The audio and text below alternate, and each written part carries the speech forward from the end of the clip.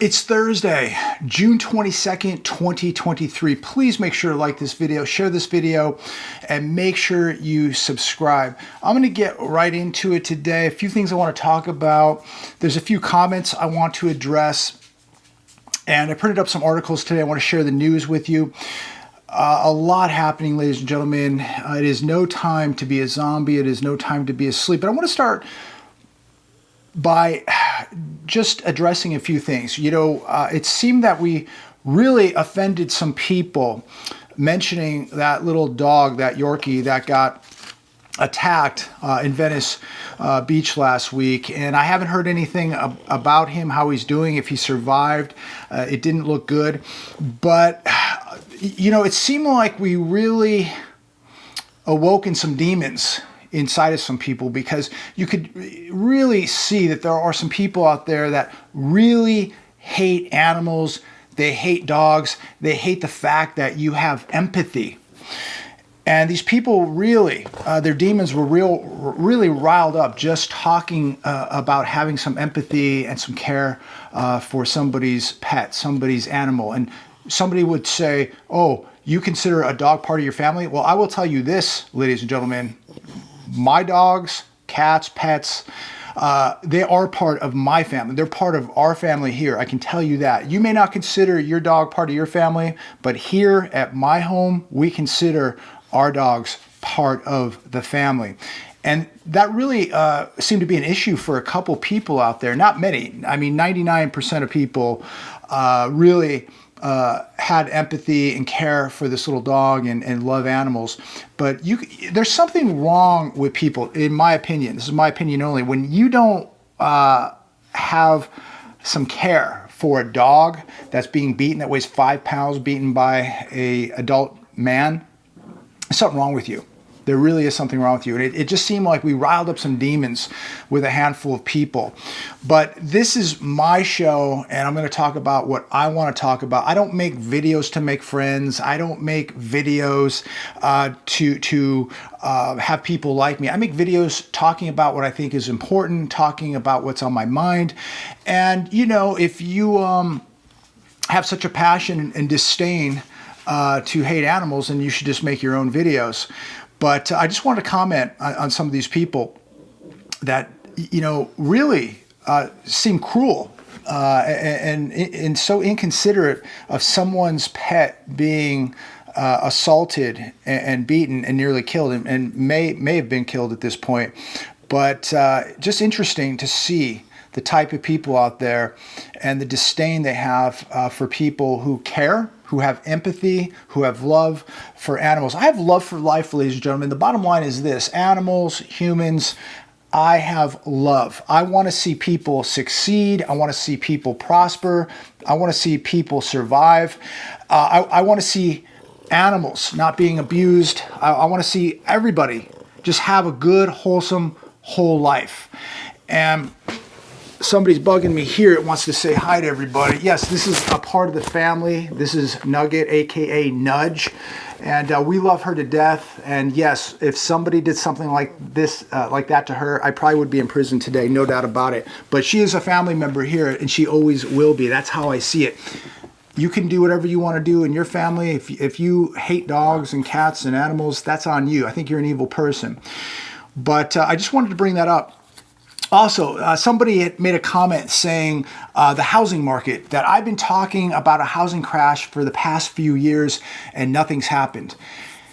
And to these people, I don't get it. I was looking at existing home sales today, down 27% year over year. California home sales down 23.6% year over year. 30-year fixed rate at bankrate.com today, 7.03%. Now, when you see existing home sales down 27%, we're looking at refis. What are they down? 40%? This is just off a chart. Something is blowing up here. We've never seen home sales plunge like we're seeing home sales plunge right now. And these people don't understand bubbles. I just don't get it. Yes, I've been talking about a housing crash for a few years, no doubt about it. Do you think bubbles just form and pop over 12 to 18 to 24 months. No, they take years.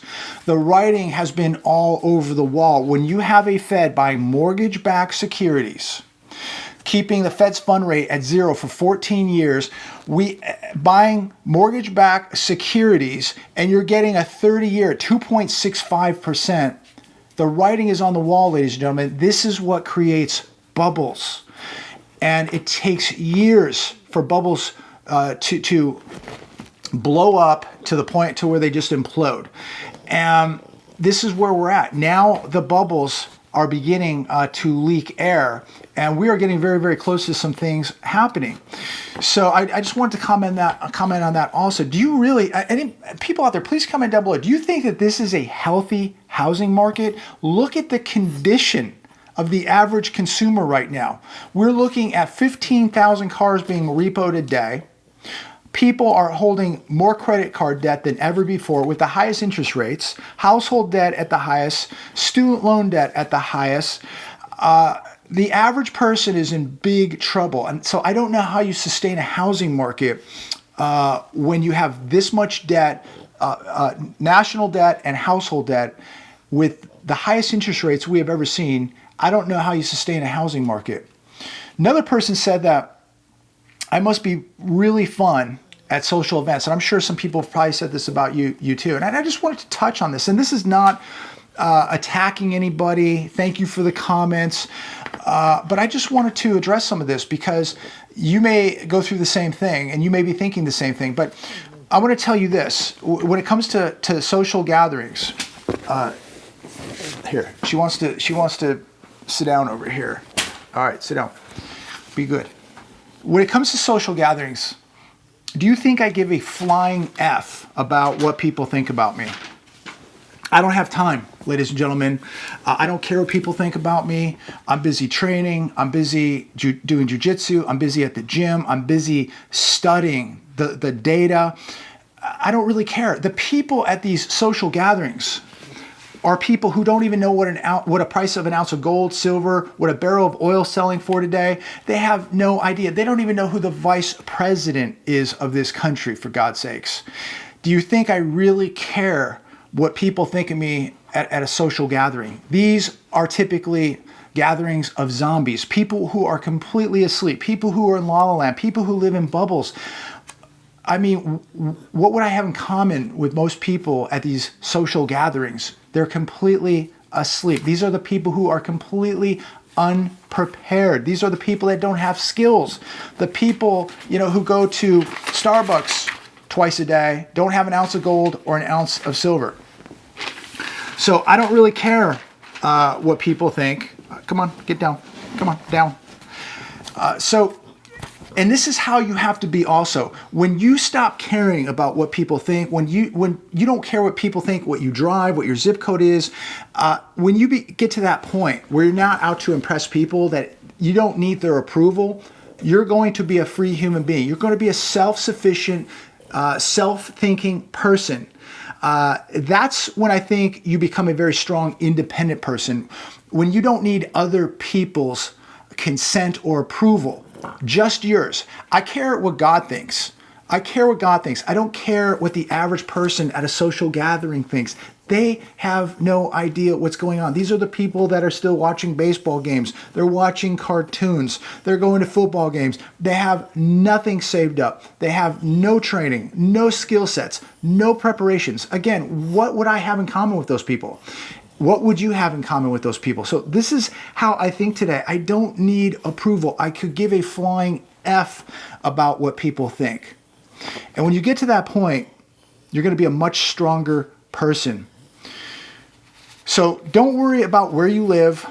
Don't worry about what you drive. Worry about what you know. Worry about knowledge. Worry about skill sets. Worry about where you're going to go after this world. Don't sell out, ladies and gentlemen. Don't sell out. Keep absorbing knowledge. Keep getting those skill sets. Keep preparing. I mean, I feel, to me, having no debt, I feel literally enlightened because I'm awake. Awake enough to have paid off all my debts, to be self-sufficient, to know what's going on. This is the biggest game in the world that is taking place right now. It's not the Super Bowl. It's not the NCAA championship. This is the biggest game. What's happening right now in the world economically, globally, this is the biggest game. And people are asleep and they are going to get wiped out. And just to bring some reality to this, I went to the U.S. debt clock today. Credit card debt in this country is sitting, this is according to the U.S. debt clock. Credit card debt, $1.3 trillion. Student loan debt, $1.8 trillion. College debt per student, $40,000 on average. Debt per taxpayer in America, $249.4 thousand. You think you should be going to a baseball game today and paying $40, $50 for a ticket, paying for parking, paying for your $10 beer, and supporting these organizations? Or do you think you should be preparing? Median new home price, $428,000 or $428.9 thousand. So almost $429,000. Median income, the median income in America, $35.8 thousand. So we're at nearly $429,000 for a home, $429,000, while the median income is $35.8 thousand. This doesn't add up, this doesn't make sense, and this is 100% unsustainable. So the people out there that think that there's no housing issues, that there's going to be no crash, and wondering why sales are plunging right now, well, when you have a median income of $35.8 thousand and a median price of $429,000, we got a problem. We have a problem. 42.8 million people in America living in poverty. Manufacturing jobs right now in America, we have 13.1 million manufacturing jobs. You know how many we had back in 2000? We had 17.1 million manufacturing jobs. So we've lost another additional 4 million manufacturing jobs lost from 2000 to 2023. 23 years, 4 million manufacturing jobs lost. Food stamp recipients, 42 million people in this country rely on food stamps. Total debt to GDP, 134.78%. How in the world are we going to sustain a housing market in America, let alone any other market in America, when we have a GDP or debt to GDP of 134.78%? Completely unsustainable. These people who think that everything is okay, that we're not beginning to see the cracks in the dam in the housing market right now, these people are in la la land. You need help. You really, really do. And I'm not making fun of you. I'm not criticizing you. I'm not judging you. I really hope that you get some help, some treatment, to where somebody can explain this to you. This data is staggering what we're looking at here today. It's unbelievable what is going on, and it's even more unbelievable that people don't see the danger. They don't see the risk. They will criticize me, they will criticize you, judge us, think we're crazy, and we're reading this right here off the U.S. national debt clock.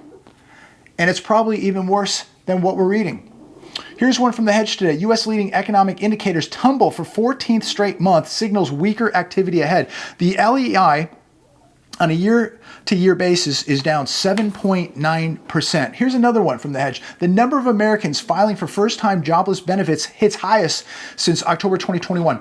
So we had 262,000 people file first-time jobless claims last week. The week prior, that number was revised up to 262,000. So we had 262,000 back-to-back, week-to-week filing jobless claims, 262,000 people filing first-time jobless claims. So that's over 500,000 people in a 2-week period. So over the 4-week moving average, that's 246,750. That's a lot of people. So that's literally 1 million people a month filing jobless claims. How are these people going to pay their mortgages? How will these people buy a home? How are they going to make their car payments? Think about this. We're in big trouble, ladies and gentlemen. And people are too worried about what people are going to think of me at a social gathering. Like I even care, like you care. What I care about is protecting myself, protecting wealth, protecting my family. So many of these people, again, making these videos, talking about everything's going to be okay because you're going to buy a house for half price. Who cares? You're not going to want to walk out your door when this thing hits. We're not going to just watch a collapsing economy. We're going to watch society collapse with it. Again, look at the amount of crime that we're dealing with right now in America. And this is during stable times. This is going to get really, really vicious, ladies and gentlemen. And you know, these people that just think that this is all going to be financial, that, oh, well, if you save all your money, you're going to be able to buy real estate and you're going to ride off into the sunset. These people have no idea. They're delusional. They're only looking at one dimension of this whole thing. And this thing is multidimensional. It is going to be social. It's going to be spiritual. It's going to be physical. It's going to be financial. And you need to be preparing for this. Here's another one. Financial hardship surges as cost of living crisis squeezes workers. This is also on the Hedge today. Workers in the U.S. and around the world are reporting significantly higher levels of financial hardship compared to last year. Households are struggling more than ever to pay their bills. Workers struggling financially are less likely to invest in new skills and adapt to the rise of AI. They can't afford to buy new skills. It costs money to have somebody teach you skills, ladies and gentlemen. And I've been making these videos for years, and I've been warning people, just like many of you, been doing the same thing, warning people to get ready, because you cannot prepare for this thing the week before, the month before, even a year before. You've had to been preparing for this for a long time, and that's why it is too late for millions of people. They're dead broke. They're so far in debt, they can't afford now to learn new skills. They can't afford to put food away. They can't afford a little gold or silver. They can't afford to prepare. And these people are literally going to be on their own. It's really sad. Unless they have family to fall back on or a good church to fall back on, which is nearly impossible at this point, these people are going to be the new homeless. And just looking at the homeless data, the homeless crisis continues to explode, and more people are going to become homeless because they have nowhere to go. People that once had a nice house or a nice apartment, a nice car, a nice job, guess what? When they lose that job and they can't replace that job and they don't have a family to fall back on, they become homeless. And people used to think that was impossible. They would laugh about it. Well, now they're not laughing because this is becoming reality for a lot of people. The AP, UK recession fears mount after Bank of England hikes borrowing rates by more than expected. They went 50 basis points today, ladies and gentlemen. 50 basis points. So I think that it's pretty much a guarantee that July we're going to get a 25 basis point rate hike. And again, this means that to finance the national debt, going up. Finance your credit cards, going up. You want to finance a vehicle, price going up. You want to buy a house, going up. We're looking at 7.03% on a 30-year fixed mortgage today. And if you don't have great credit, you don't have enough down, you're probably paying over 8% on a house that is completely overinflated. People will go, well, 7%. Well, that's normal. Yes, it is. 7, 8, 9%. That's a normal rate. What isn't normal is when home prices are going up 20, 30, 40% in a year. That's not normal.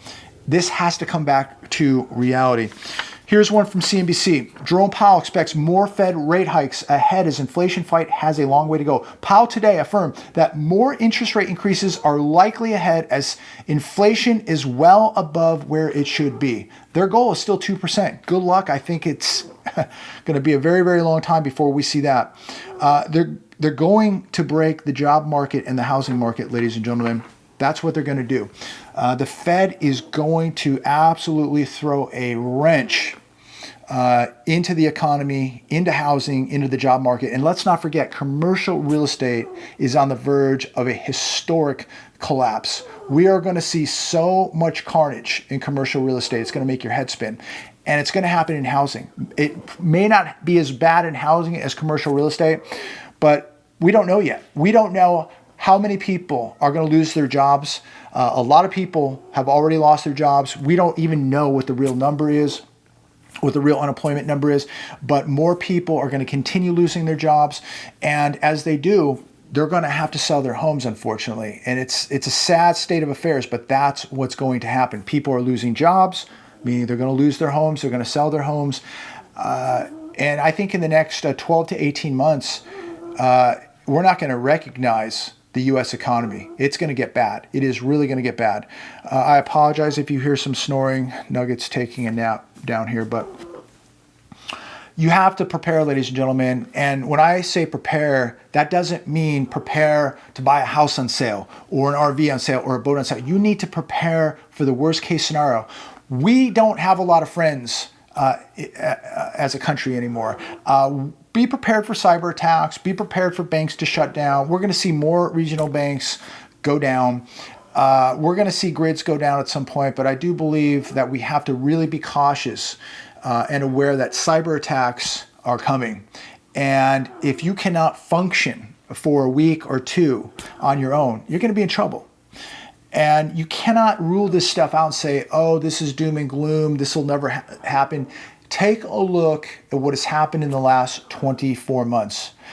If you talked about this stuff 10 years ago, people would think you're crazy. Take a look at what has transpired over the last 24 months. And yet people are so in debt. They are so unprepared. They are so asleep. And I was talking to some people today. We were talking about the Dust Bowl, and I watched the movie and the documentary years ago, just talking about the Dust Bowl and how people back then helped one another out. And even during the Great Depression, people helped one another out. This is going to be completely different. There are not going to be too many people helping other people. We are a different society today. We are not our grandparents. That is for sure. When you look at the violence out there now and how people behave, don't expect too much help. And this is why you have to be more self-sufficient and more independent right now than ever before, because you cannot expect help.